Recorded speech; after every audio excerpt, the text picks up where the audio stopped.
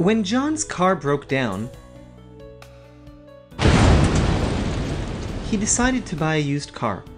Instead of looking forward to being behind the wheel of something better than his old car, though, the very thought of haggling over the price with some smooth-talking salesperson filled him with a mix of annoyance and frustration and dread. When he told his wife Tina about this, she wasn't surprised.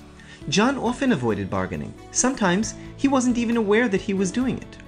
She, on the other hand, didn't mind it at all, and people always told her she was good at it. She told John to come on down to the lot with her, pick a car, and get out of the way. Doing the math the night before, Tina knew they had exactly $12,000 to spend and not a penny more.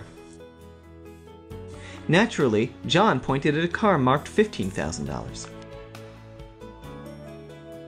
He took it for a test ride, kissed her on the cheek, and went off to have a cup of coffee.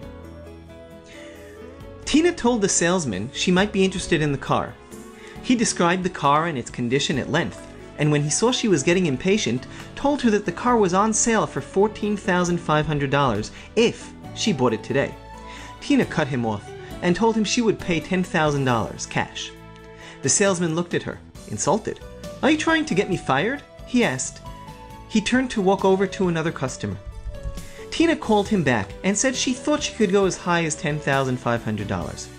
The salesman looked around conspiratorially and said he could give her the car for $14,000. He asked if she was trading in her car and tried to talk to her about financing. Tina tried to avoid this and to redirect him back to focusing on the price. It wasn't easy. He seemed to really like talking about those other things. Finally, she grabbed his attention by telling him, "Look, I can go as high as $11,500, but that's all I've got." The salesman laughed. "You're asking me to give you more than 20% off the price of the car? That's crazy," he said.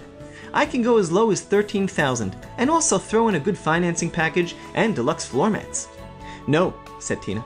"You're going to give it to me for $11,500 or no deal." The salesman looked at her, considering. She expected him to say, "Well, come to the back and talk to my manager. Maybe he can offer you a deal." But then he shook his head. "Nope," he said, turning away. "Nice talking to you." Tina watched him walk away. Half of her wanted to shout out after him, "That's right, you keep on walking." And the other half wondered whether there was anything else she could have said that would have allowed them to close the deal.